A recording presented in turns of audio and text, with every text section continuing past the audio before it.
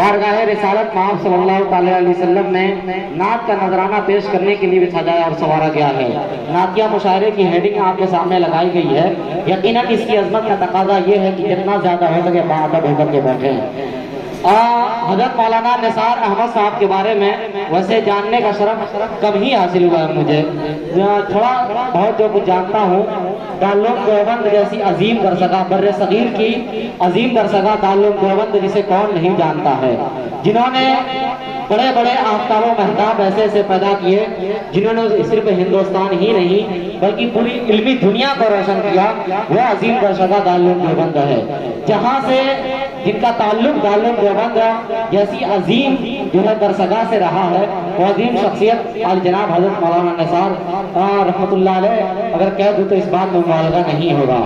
آج کی رات ہمیں یہ موقع ملا ہے کہ اس محفل کے ذریعے ان کو خراج عقیدت بھی پیش کیا جائے اور جو ہے ان کے نقش قدم پر یہاں سے چلنے کا جو ہے عزم مستحکم کیا جائے۔ حضرت والا آئیں گے ان کے حوالے سے ان کی علمی خدمات کے بارے میں کہ ان کی زندگی کا کتنا حصہ جو ہے علمی خدمات میں گزرا، تمام تر آپ کے حوالے باتیں رکھیں گے۔ فی الوقت میں چاہتا ہوں کہ محفل کا باضابطہ طریقے سے آغاز کر دیا جائے۔ آغاز کرنے سے پہلے میں چاہتا ہوں کہ ایک چھوٹی سی حمد پڑھ کر کے جو ہے محفل کا روحانی اور نورانی آغاز کرتا ہوں۔ خداوند قدوس عالی تبار کروں کیا تیری مدح پروردگار، خداوند قدوس عالی تبار کروں کیا تیری مدح پروردگار، تیری ذات بے شک غفور الرحیم، تیرا عام بندہ پہ لطف عمیم، کیا حرف کن سے یہ پیدا جہاں، بنایا ہے تو نے ہی کون و مکان، کیا تو نے پیدا فلک بے ستوں، عجب ہے کہ یہ قدرت تیری کیا کہوں، ستاروں کو بخشی ہے تو نے ضیا،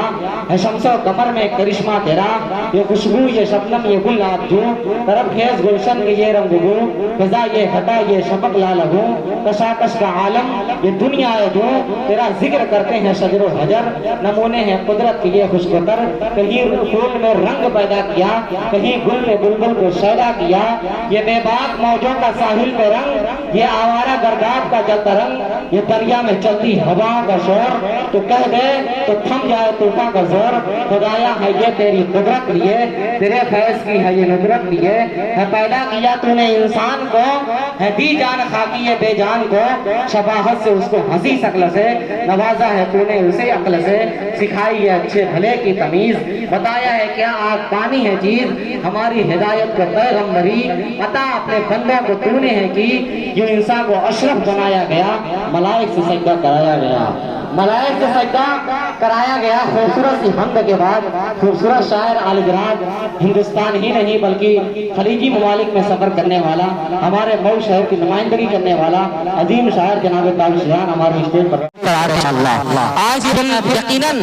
اور جس نام میں ضیاء لگا ہو، ضیاء کے معنی ہوتے روشنی ہے، علماء کرام بیٹھے یہاں معنی بتانے کی ضرورت نہیں ہے۔ مولانا ارشد صاحب جن کی خوبصورت صدارت میں یہ محفل چلنے والی ہے،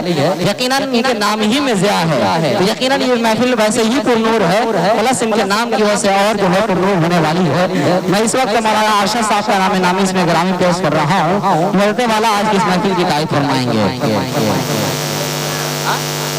صدارت کا جو ہے اعلان کیا گیا ہے، خورشید بھائی میں مولانا کی طرف سے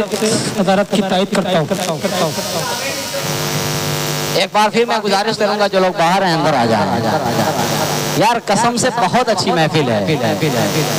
اور ماشاءاللہ مولانا ارشد صاحب، مولانا ارشد ضیاء صاحب کی خوبصورت صدارت کی تائید مل چکی ہے۔ اب یقیناً یہ پروگرام پورے وقار کے ساتھ اپنی منزل کی طرف بڑھے گا۔